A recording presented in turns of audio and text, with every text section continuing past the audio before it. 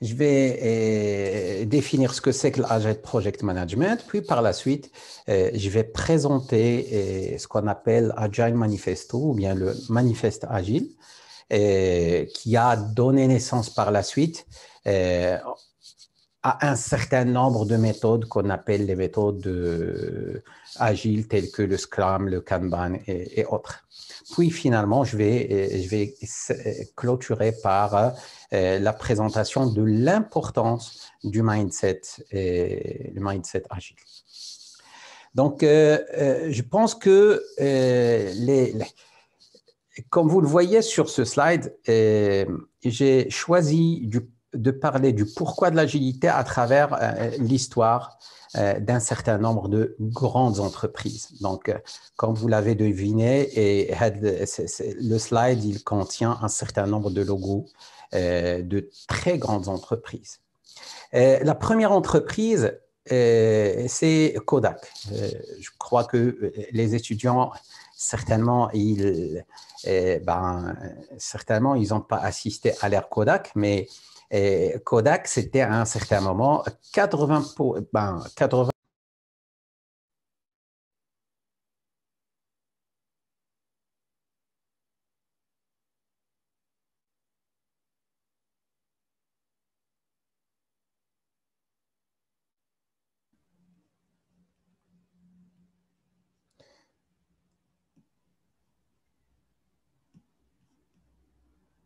Il y a un problème de connexion, donc c'est ça les effets secondaires les effets secondaires de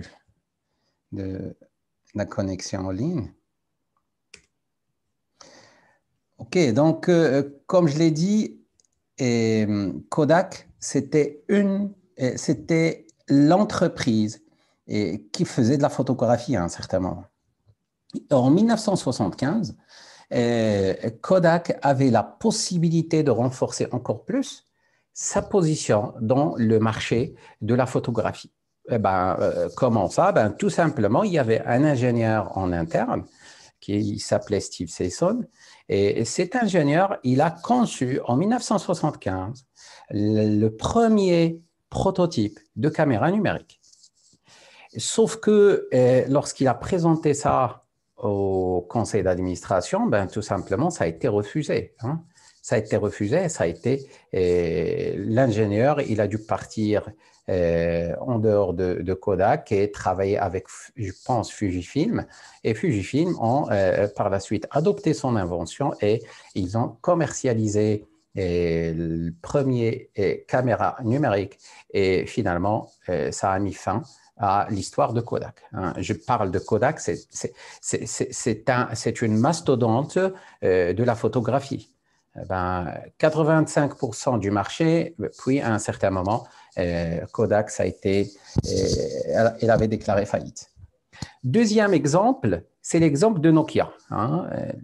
Vous êtes dans une école d'ingénieurs et je pense que vous savez qu'il y a un équipementier qui s'appelle Nokia.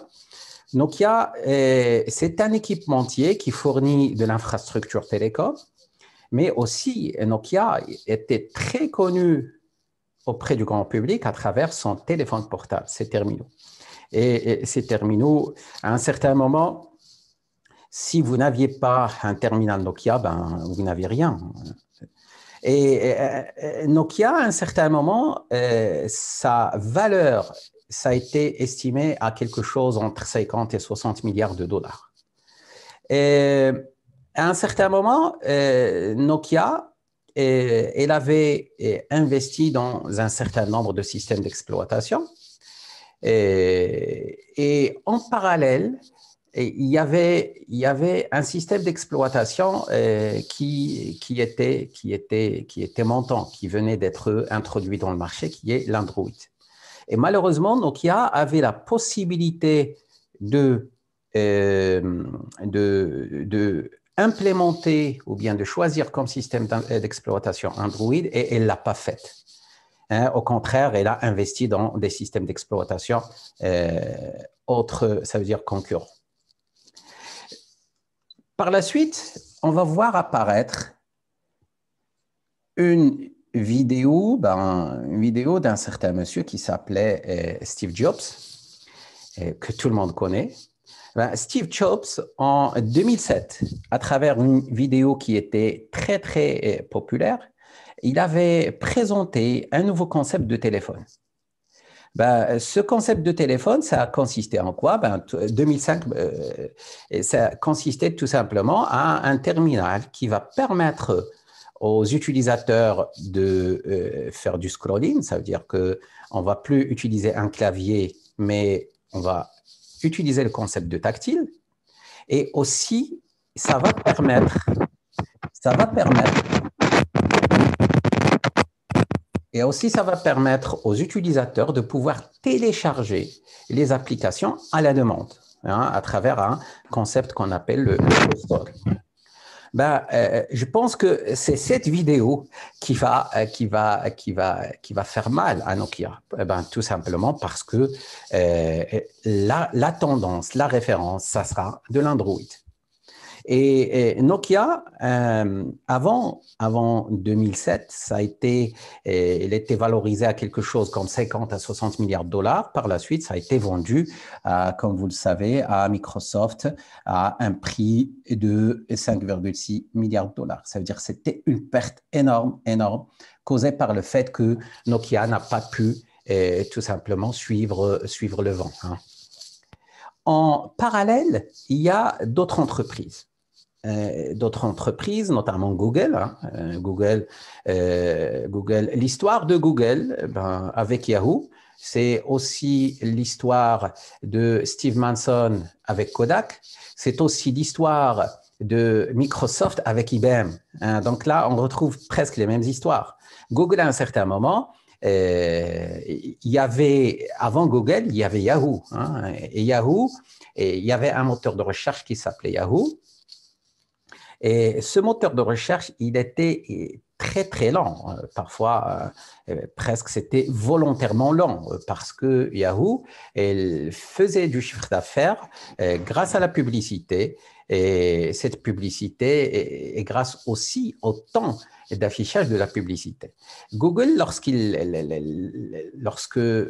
moteur de recherche Google a été développé, il a été proposé à Yahoo, mais Yahoo en refusait. Et la même chose pour Microsoft, dans la biographie de Bill Gates, à un certain moment, vers la fin, au cours des années 85, ça veut dire avant la création de Microsoft, Bill Gates allait vendre son système d'exploitation à IBM. Mais IBM, elle avait jugé que ce système d'exploitation, il était plein de bugs. Et ces bugs, 3750 quelque chose. Et ces bugs, pour les corriger, il fallait, comme disait Bill Gates, quelque chose comme 10 à 15 ans pour les corriger. Donc, IBM a tout simplement proposé à Bill Gates de partir corriger et revenir pour leur proposer une nouvelle version du système d'exploitation. Et Bill Gates, tout simplement, il a joué intelligent. C'est pour ça qu'il est Bill Gates et il a commercialisé son système d'exploitation, le Windows, puis par la suite de nouvelles versions encore plus améliorées de Windows. Puis, vous avez aussi Amazon. Amazon qui est actuellement le géant du commerce en ligne et plein d'autres choses. Sachez que Amazon, durant la crise de Corona, il a réalisé 26% de croissance. Il a presque une augmentation de 30% de la part de marché. Et pour votre information, Amazon, elle vend quelque chose comme 26 000 items par minute. C'est quelque chose de colossal. Donc là, ces histoires, l'histoire de quelques-uns qui ont échoué et l'histoire d'autres qui ont réussi, ça doit en principe nous pousser à se poser la question, quelle est la raison derrière ce succès? Certainement, comme Jeff Bezos, le fondateur de Amazon, a dit lors d'un entretien, il a précisé que l'agilité est le seul avantage durable parce que tout le reste, il peut être copié. Vous pouvez inventer quoi que ce soit, mais les concurrents peuvent très bien copier ce que vous avez inventé. Mais l'agilité, pour lui, c'est la seule chose qu'on ne peut pas copier par les concurrents. Et rien d'autre n'est durable que l'agilité. Donc, et Jeff Bezos, il indique aussi que la mission d'Amazon, c'est d'être l'entreprise la plus centrée sur le client au monde. Là, ça nous pousse à dire quelques mots à propos de la centralisation sur le client. Et si on peut synthétiser un petit peu l'échec et la réussite de ces exemples d'entreprises, on peut dire que les premiers, c'était des entreprises qui étaient product-centric, ça veut dire qui étaient orientées et centrées sur le produit. Hein. J'ai mon téléphone portable Nokia, si vous le voulez, vous l'achetez, si vous ne voulez pas, chercher ailleurs. Par contre, la vision de Netflix, Trivago, Uber, Airbnb et autres, c'est que nous essayons d'adapter le produit aux besoins du client. C'est le concept d'Apple à travers ses iPhones, à travers ses iPads et autres. Vous avez le Play Store, on vous livre une première version de terminal et vous avez la possibilité d'installer, désinstaller les applications à votre choix. Donc, ça, c'est très, très important. Le fait d'être user-centric, ça fait partie des secrets de réussite des organisations.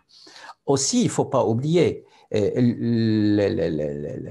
les organisations qui ont échoué, c'était des mastodontes. Et lorsqu'on est une mastodonte, en général, il y a une forte probabilité de naissance d'une sorte d'ego chez nous. Radi, tout simplement, et on va se dire qu'on est les meilleurs et on craint rien. Donc, cette propriété d'être centré sur le client, elle est de plus en plus catalysée par ce qu'on connaît actuellement, ce qu'on appelle l'industrie 4.0, dans laquelle il y a une métamorphose extraordinaire de l'écosystème technologique et aussi de l'écosystème du business. Je pense que hier, vous aviez des présentations sur le blockchain, par exemple. Et le blockchain, ça fait partie des 6 principales technologies qui vont constituer la palette de couleurs via laquelle on va construire le tableau de demain. Ça veut dire, imaginez que vous êtes en tant qu'ingénieur, vous avez, comme le peintre. Le peintre, pour dessiner un tableau, il a besoin d'une palette. Et sur cette palette, il y a des couleurs. Et à travers ces couleurs, qui va essayer de concevoir et dessiner un tableau. La même chose, dans l'ingénierie, vous avez une palette de couleurs. Et cette palette de couleurs, elle est constituée d'un certain nombre de technologies qu'on qualifie de disruptives. Disruptive, ça veut dire que ce sont des technologies qui ont provoqué l'instabilité au niveau de l'écosystème. Donc, je peux vous citer notamment l'IoT et les capteurs, les sensors. Ça, c'est un premier axe. Votre palette, ça veut dire que si vous avez des blocs à travers lesquels vous allez construire les services de demain, ça sera l'IoT et les sensors. Deuxième des choses, ça sera l'augmented reality, la réalité augmentée. Et vous savez sans doute ce qui s'est passé dernièrement à travers le Meta de Mark Zuckerberg. Troisième point, c'est l'artificial intelligence. Quatrième point, vous avez le blockchain. Et parce que le blockchain, c'est un concept d'une force extraordinaire. Le blockchain, ça va permettre ce qu'on appelle la désintermédiation des services. Hein. On n'a plus besoin d'une autorité dans laquelle on va faire confiance et tout le monde va passer à travers cette autorité. Et donc, en plus, le blockchain, ça permet des applications extraordinaires, des applications de sécurité, des applications dans le monde foncier, dans le monde de l'automobile et j'en passe. Et sans oublier le dernier pilier de la transformation qu'on vit actuellement, c'est le 5G et le satellite.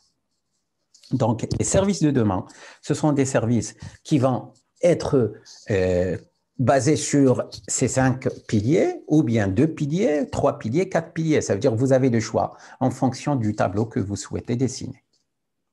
Donc là, dans cet environnement de 4.0, ben, les organisations ils doivent faire face à un concept qu'on appelle le concept VUCA. Hein. En quelque sorte, ce concept de VUCA, c'est ce qui va expliquer pourquoi Nokia a échoué, pourquoi Kodak a échoué et pourquoi Amazon, pourquoi Microsoft, pourquoi Apple, ils ont pu s'imposer. Ben, VUCA, ben, c'est l'acronyme qui signifie tout simplement Volatility, Uncertainty, Complexity et Ambiguity. Ben, en 1998, le mot VUCA, ou bien l'acronyme VUCA, a été popularisé avec la sortie d'un livre. Ce livre, c'est Strategic Leadership Primer. Il a été publié par l'US Army War College. Et ce VUCA, en principe, c'est un concept militaire américain qui a été inventé à la fin de la guerre froide. Ben, ce concept, ça voulait dire quoi? Ben, ça voulait dire tout simplement que en tant que personne physique, je pense que VUCA, ça a été très bien concrétisé par la crise du Covid. Hein. On vit dans un monde qui est volatile. Volatile dans la mesure où l'expansion du numérique dans notre quotidien nous montre que tout peut très bien changer et de façon très rapide aujourd'hui et avant-demain. C'est-à-dire que on ne doit pas se dire que mon catalogue de services, il est périn. Ben, tout peut chambouler parce que la compétition, elle est rude et les compétiteurs, ils disposent d'un certain nombre d'outils qui sont assez puissants, notamment Artificial Intelligence et autres. Donc, pour affronter toute forme de volatilité, ben, il est impératif d'avoir une vision claire et partagée, chose que n'avait pas, par exemple, Nokia ou bien Kodak. Et cette vision, elle doit être partagée par tout le monde au sein de l'organisation afin de ne pas perdre de vue les vrais objectifs. Et si je prends le uncertainty ou bien l'incertitude, il est dû au fait qu'on a un manque de connaissances. Hein, je prends l'exemple d'un étudiant. Hein, vous êtes tous des élèves ingénieurs. Ben, il ne faut pas oublier, il ne faut pas de prendre en considération, en quelque sorte, l'incertitude concernant le marché du travail. Hein, et cette incertitude, elle est due au fait qu'il y a un manque de connaissances et ce manque de connaissances, elle va conduire à un manque de prévisibilité à propos aussi des potentielles surprises, des potentiels risques et aussi la compréhension, bien la prise de conscience et la compréhension des problèmes et des événements. Pour cela, il est impératif pour n'importe quelle organisation, pour n'importe quelle personne, d'augmenter les activités de veille technologique, d'intelligence d'affaires, de recueillir, d'interpréter, de partager les informations pertinentes. Et aussi, si nous sommes au sein d'une organisation, il faut essayer d'engager le plus possible toutes les parties prenantes. Donc, on a dit que le monde, il est volatile, il est incertain et il est aussi complexe. Complexe, ben, tout simplement parce qu'il y a une complexité politique, économique, sociale, technologique, environnementale, législative. Ben, tout ça, ça résulte d'une multitude de facteurs qui sont très dynamiques.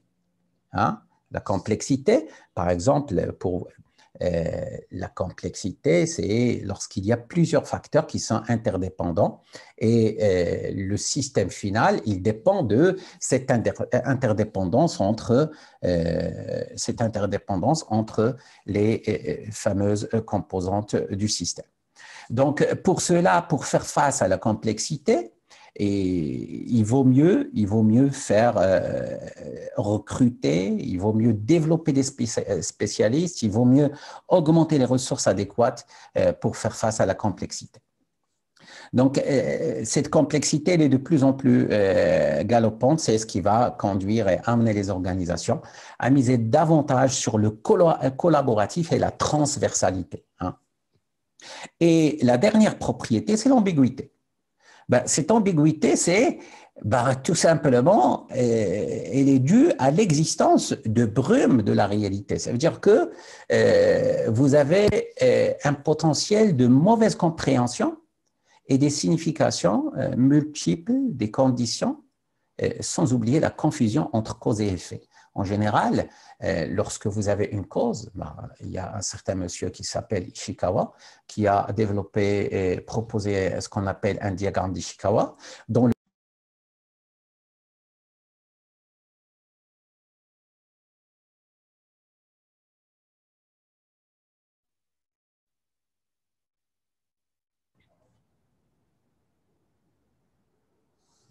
Je m'excuse, il y a une instabilité du réseau, donc je pense que j'étais arrivé au dernier mot de l'acronyme VUCA, qui veut dire l'ambiguïté. Donc, finalement, pourquoi est-ce que l'agilité est importante? Tout simplement parce qu'on vit dans un monde VUCA. Parce qu'on vit dans un monde volatile, ça veut dire que mon métier, il peut très bien se volatiliser du jour au lendemain. Et il y a une forte incertitude. Et en plus, il y a différents éléments.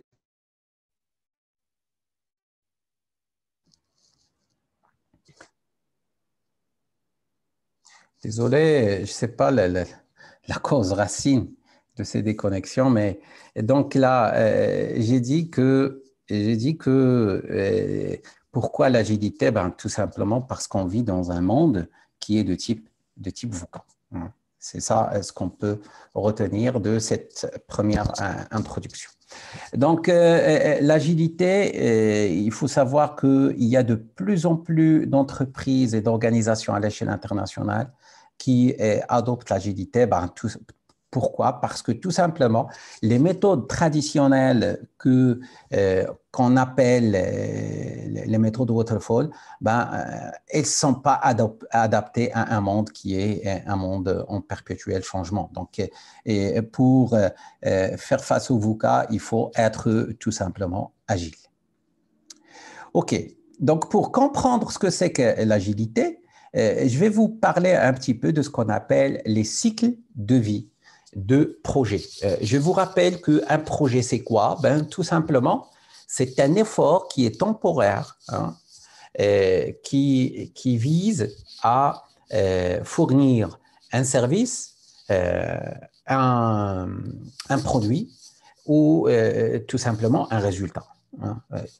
Et le projet, ça va suivre ce qu'on appelle un cycle de vie.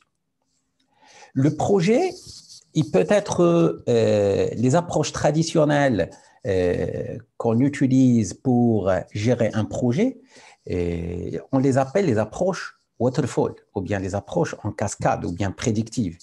Dans ces approches, il y a quoi? Tout simplement, le projet, il est soumis à un certain nombre de contraintes, et ces contraintes, c'est ce qu'on appelle le scope, ou bien le périmètre, le temps, ou bien l'échéancier, pardon, et les coûts.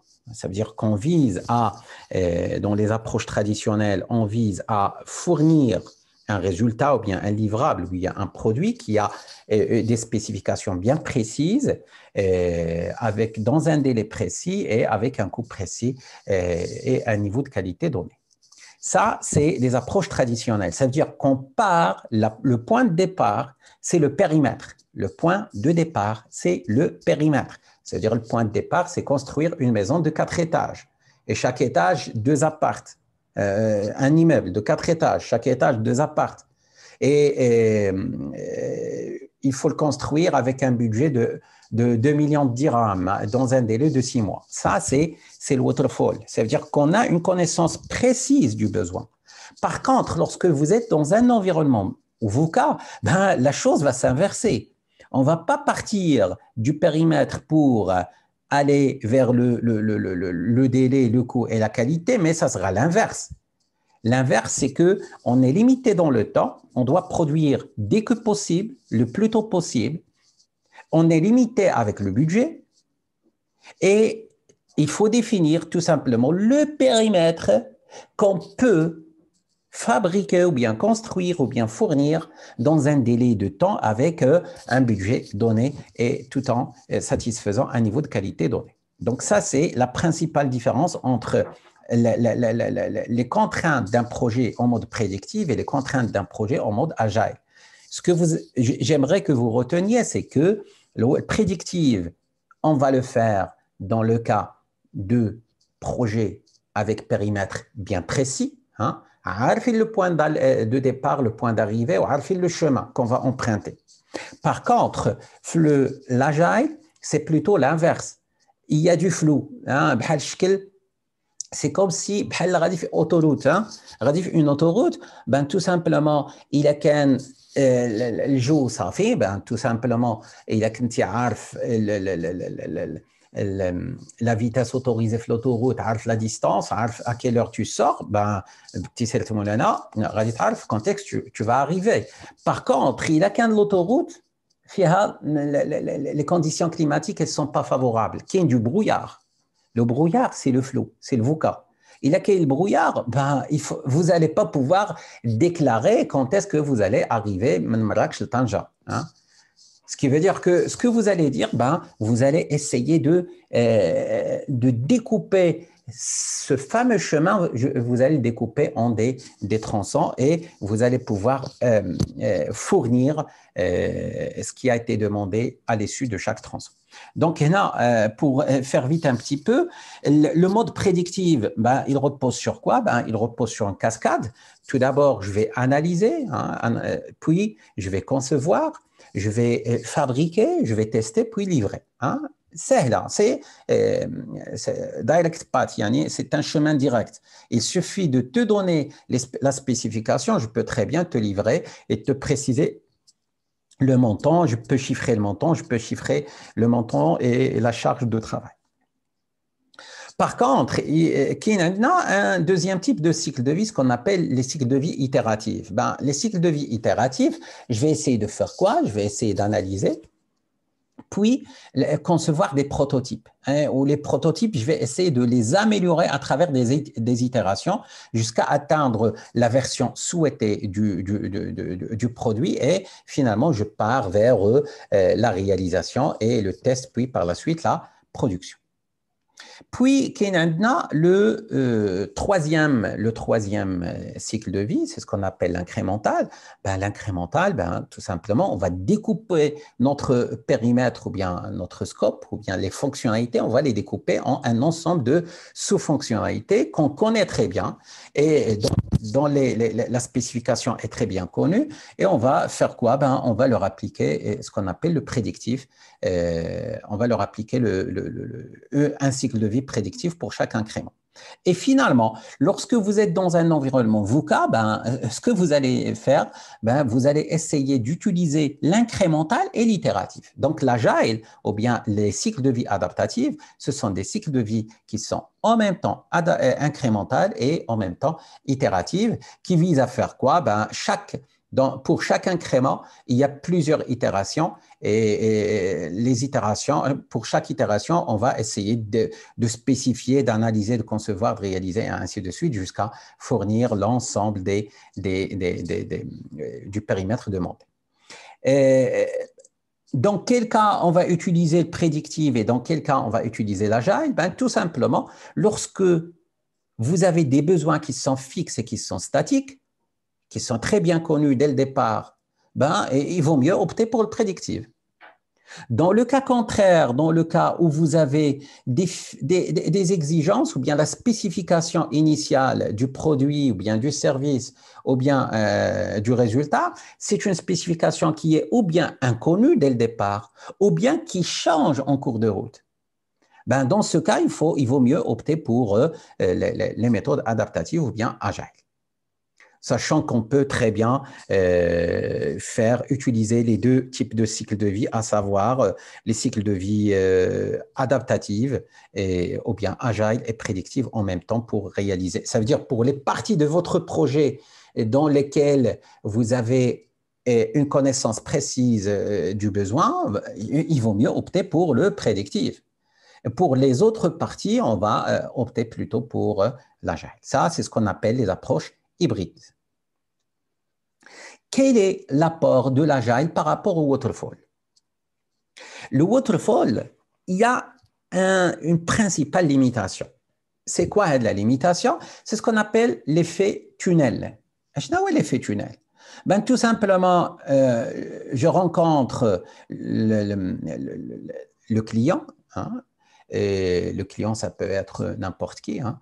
Je rencontre le client, il me fournit la spécification, je lui dis « Ok, on se revoit d'ici 2 ans ». Ça veut dire que quand est-ce qu'on va se revoir? C'est lorsque les délais de livraison ont été…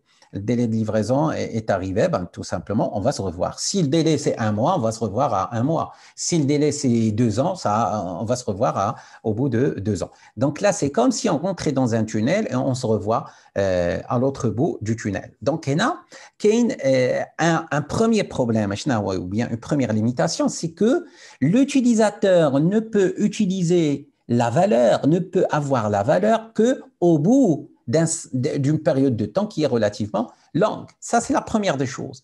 Deuxième des choses, l'utilisateur, il peut très bien, lorsqu'on va se revoir au bout du tunnel, il peut très bien être insatisfait, parce que tout simplement, la spécification qu'il avait fournie, ce n'est pas ce qui a été réalisé.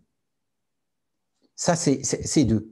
Troisième des choses, c'est que ce que vous avez développé, c'était très bien ce qui a été demandé, sauf que c'est plus d'actualité. Donc là, on va perdre un investissement énorme au bout de 2 ans. Par contre, l'agile, il va reposer sur une livraison fréquente. Les livraisons fréquentes disent la valeur. Hein. On va se revoir d'ici 3 mois et je vais vous fournir quelque chose. Je vais vous apporter de la valeur. Et au bout de chaque itération, ça veut dire au bout donc les 3 mois, on va se revoir de façon fréquente. On va se revoir de façon fréquente pour réduire le risque que ce que je vais te fournir ou bien sur quoi je suis en train de travailler pour réduire le risque qu'il ne soit pas ce que tu t'attends de moi. Donc, c'est ça, finalement, l'idée de l'agile. L'agile, c'est nous sommes orientés valeur, hein, valeur, et on va réduire le risque que cette valeur ne soit pas au rendez-vous. OK, donc là, après l'introduction du pourquoi de l'agile, et je vais entamer une deuxième partie qui concerne le quoi de l'agile. L'agile, ça a été le résultat du travail d'un groupe de développeurs. C'était l'année 2001. Un groupe de développeurs, ils s'étaient réunis dans la chaîne de montagne Wasatec, dans l'État de l'Utah. 17 personnes, c'était des développeurs chevronnés qui se sont réunis pour discuter de l'avenir du développement. Et les membres de ce groupe, ils partageaient une frustration sur l'état actuel des choses. Hein. Ça veut dire qu'ils trouvaient qu'il y a un pourcentage d'échecs énorme dans les projets dans le domaine informatique. Donc, ils se sont rendus compte que les entreprises étaient tellement concentrées sur la planification et la documentation excessive qu'elles perdent de vue ce qui importe vraiment, à savoir la satisfaction du client. Hein, c'est ça l'idée. L'idée, c'est quelque chose, le dilemme, ou bien la question, c'est qu'est-ce qui était important? Réussir le projet ou bien satisfaire le client? Parce qu'un projet réussi n'est pas automatiquement équivalent, bien synonyme d'un client satisfait. Donc, هنا, ces 17 personnes, ils avaient tout simplement produit à l'issue du week-end un document qui s'appelait le Manifeste Agile ou bien l'Agile Manifesto. Il était composé de 68 mots. C'est un document qui était court, léger, mais qui va transformer à jamais l'avenir du développement et l'avenir, je dirais, des services basés sur l'IT. Ce document, il précise il précise un certain nombre de valeurs et un certain nombre de principes pour le management de projets en environnement IT. Ça veut dire qu'initialement, c'était destiné pour l'IT. Donc, je me rappelle tout simplement une citation de Steve Jobs en 1995. Il avait dit que, en général, les entreprises, lorsqu'elles grossissent, lorsqu'elles évoluent, lorsqu'elles se développent, elles essaient de reproduire leur succès en reposant sur des processus. Cependant, les processus, elles ne sont pas magiques et ne peuvent remplacer les êtres humains. Donc, pour Steve Jobs, le plus important dans une organisation, c'était le facteur humain. Et c'était d'ailleurs la première valeur du manifeste Agile. Le manifeste Agile, qui dit que les individus et leurs interactions sont plus importantes que les processus et les outils. Ça ne veut aucunement dire que dans l'Agile, on ne va pas utiliser de process ni d'outils. Mais si vous êtes dans une situation où vous deviez choisir entre les individus ou bien la proposition des individus et de leur interaction par rapport au processus et les outils, faites-le. Ça veut dire que les individus, ce sont les individus et leur interaction qui créent les process, qui créent les outils. Ça veut dire que si jamais vous êtes amené à bypasser un process ou bien un outil ou bien le modifier, ben faites-le. Ça, c'est la première valeur. Deuxième valeur, c'est que la documentation, elle est essentielle. Hein? Elle est essentielle, sauf qu'elle ne doit pas être la priorité. Parce qu'il y a plein de projets pour les étudiants. Pour les étudiants, vous êtes amené à faire des projets de semestre. Il ne faut pas oublier que le projet de semestre, par exemple, l'objectif, c'est de fournir quelque chose d'opérationnel. C'est de fournir quelque chose qui fonctionne. Le plus important, ce n'est pas le rapport. Le plus important, c'est satisfaire à ce qui a été demandé par votre encadrant. Bien sûr, la documentation, elle est importante. Lorsqu'on développe, il faut plutôt se concentrer sur la valeur ajoutée par rapport à la documentation.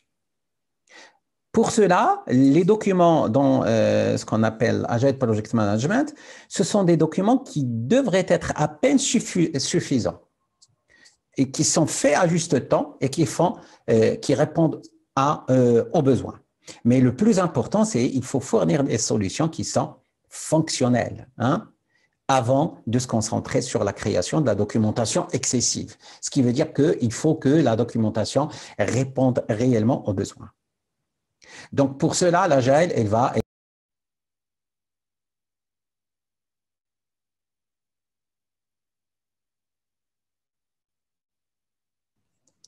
Donc, l'Agile, comme je l'ai dit, l'Agile, elle doit se concentrer elle doit simplifier la documentation et doit se concentrer sur la production de la valeur pour le client final. Puis, vous avez la troisième valeur qui est d'une extrême importance. C'est que dans un environnement Agile, il faut que les utilisateurs et aussi les collaborateurs soient au centre de la culture Agile. Ce qui veut dire que la culture Agile, il va demander à placer les utilisateurs au centre du processus de création du produit. Il faut collaborer avec le client. Il faut que le client soit le plus proche de l'équipe de développement. Il ne faut pas prioriser. Si vous avez le choix entre respecter un contrat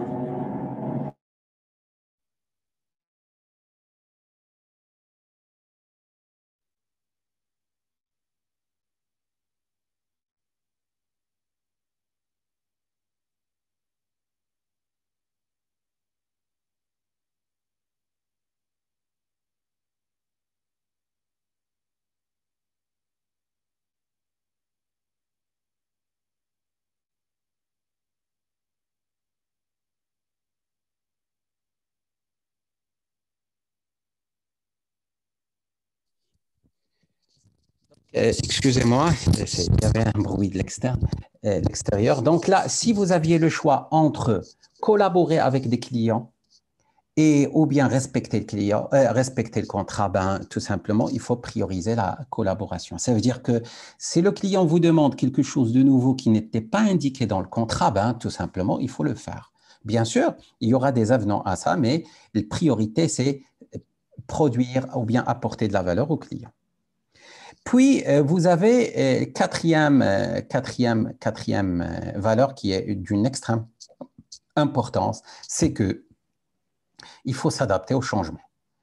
Ce qui veut dire que le problème qui a été fait par Nokia, qui a été fait par Kodak et autres, c'est que ils ont sacralisé le plan par rapport à l'adaptation au changement. Et si vous avez, j'essaie de vulgariser un petit peu, vous souhaitez partir de Marrakech à Tanger, ben, vous avez réglé votre voiture avec le régulateur de vitesse à 120 km à l'heure. Le plan, c'est ça, partir à 120 km à l'heure.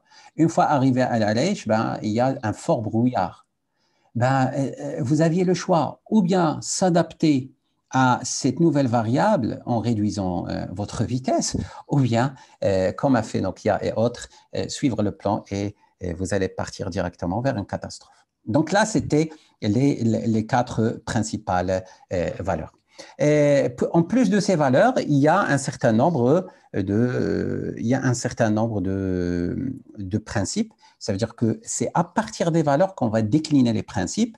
Ouais, les principes, il y en a 12. Premier principe, il vise la satisfaction du client. Comment ça? Ben, en livrant le plus rapidement possible et de façon régulière.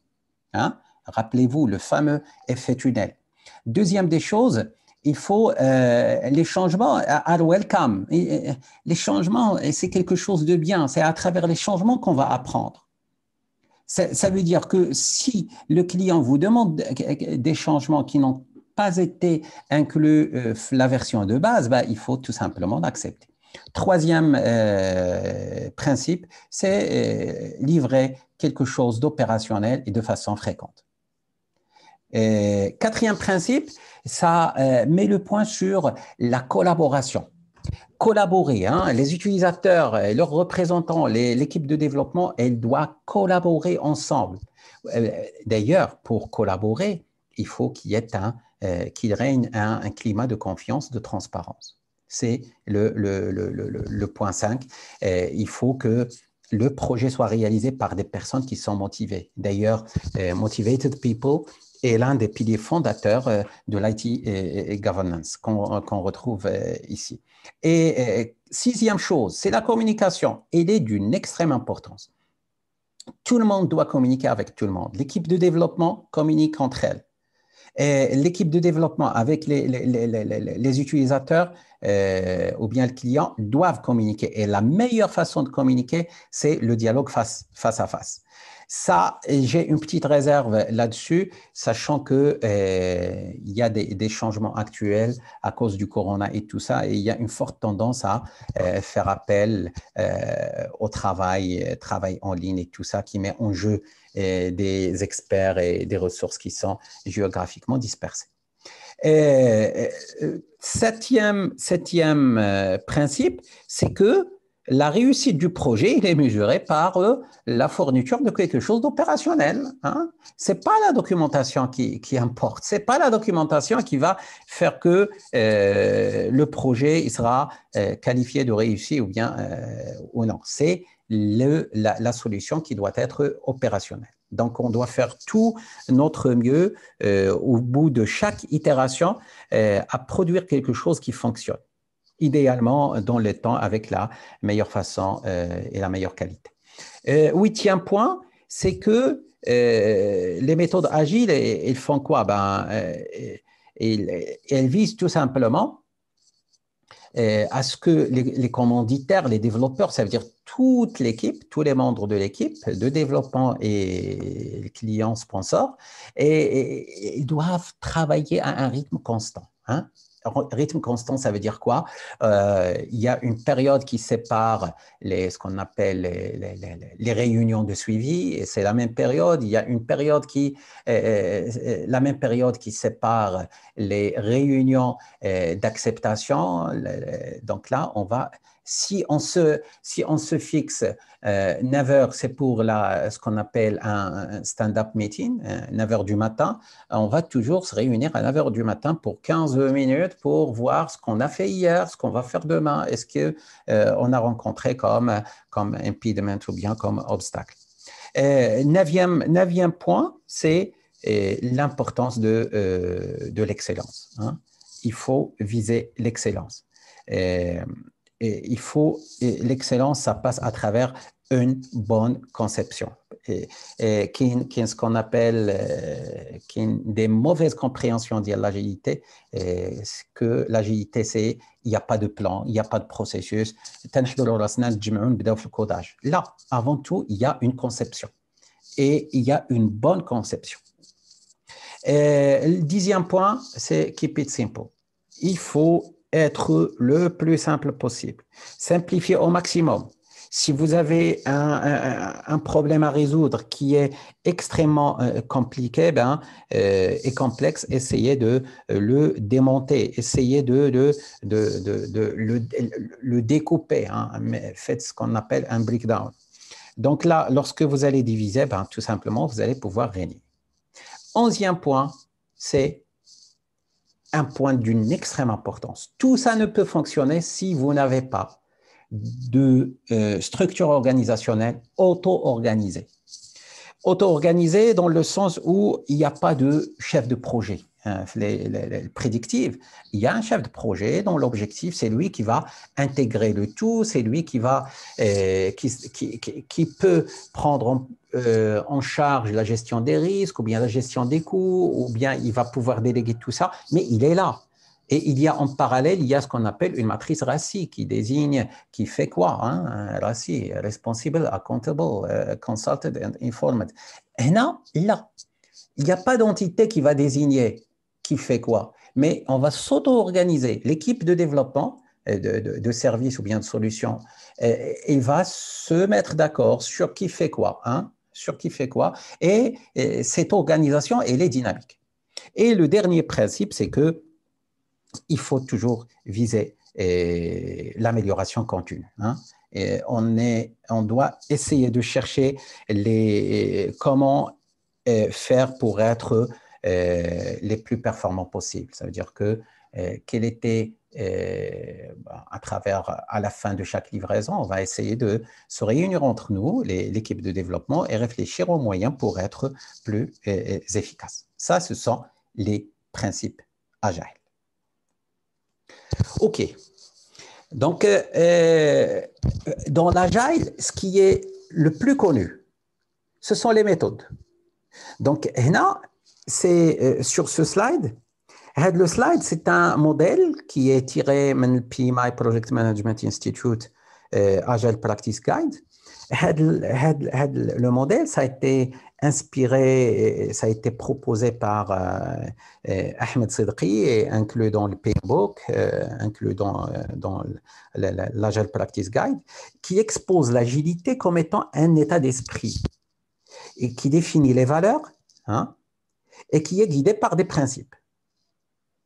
Et tout ça, ces principes, ils vont se matérialiser ou bien se concrétiser à travers des pratiques.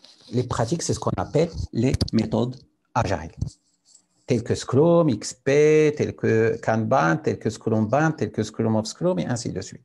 Donc là, il faut faire la distinction entre deux choses. À gauche, si vous l'avez remarqué, là, c'est l'état d'esprit, c'est ce qu'on appelle le mindset, c'est le being agile. Il faut faire la distinction entre being agile et le doing agile. Le fait d'utiliser un Kanban, ça ne veut aucunement dire que vous êtes agile. Le fait de faire des rétrospectives, ça ne veut aucunement dire que vous êtes agile. Hein? Il faut voir, est-ce que vous êtes dans votre BIOS, il y a les valeurs de l'agile, dans n'importe quelle action, dans n'importe quelle activité que vous entreprenez. Est-ce que vous avez respecté les principes de l'agile? Est-ce que les valeurs, est-ce qu'elles sont omniprésentes? Est-ce qu'elles sont omnirespectées? Oui ou non? Donc, dans ce sens, il y a un certain nombre de, de, de pratiques qui ont traité du Do in Agile, telles que Scrum, comme je l'ai dit, l'FDD, DSDM et autres. Mais la méthode la méthode la plus populaire, c'est le Scrum.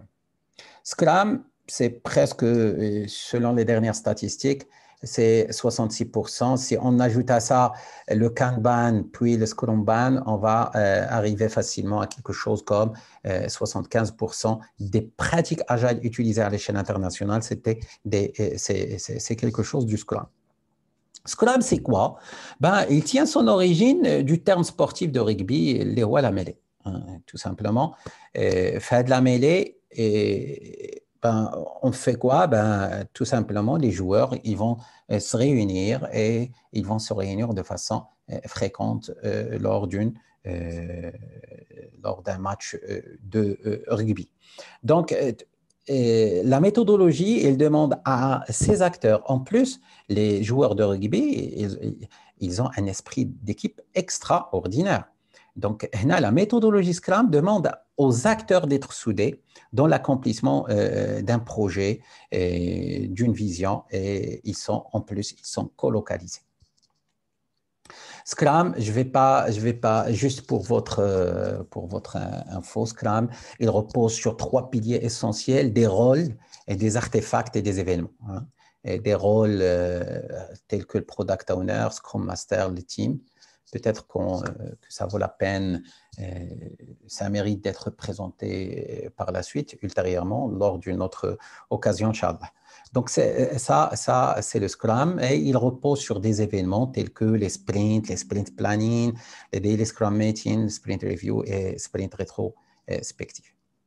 Donc, j'arrive presque à la fin de ma présentation. Il n'y a que 2 slides qui restent. L'agile, ça permet de réduire ce qu'on appelle le time to market. Être agile, ça veut dire fournir de la valeur le plus tôt possible et de façon incrémentale. Et en plus, nous sommes adaptatifs. Adaptatifs à quoi? Adaptatifs au changement qui peut être imposé par l'environnement ou bien être imposé par les clients. Et cela, on va l'identifier à travers des feedbacks constants de la part de l'autre côté. L'agile, il permet aussi de gérer les risques, hein. Il permet de gérer les risques parce qu'en général, lorsque vous êtes dans un environnement VUCA, le risque, il est omniprésent. Le fait d'utiliser des revues fréquentes des clients, ça permet d'identifier les risques. Le fait d'utiliser des équipements qui sont cross-functional, ça veut dire transverses, ça va réduire le risque. J'ai un architecte avec un développeur. L'architecte, il peut faire le développement et vice-versa. Donc là, on réduit énormément le risque.